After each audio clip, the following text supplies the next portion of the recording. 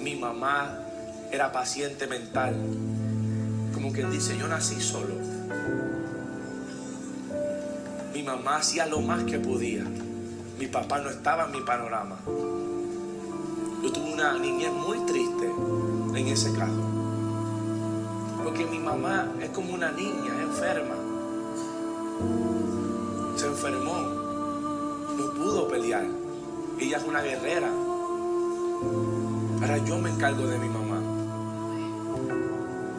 Yo era un mal hijo, amigo. Era una persona mala, soberbio, loco. Yo no entendía lo que hacía, como mucha gente no entiende lo que hacen. Yo me acuerdo que mi abuela, que hizo todo por mí, un día estaba en una cama peleando contra la vida y la muerte,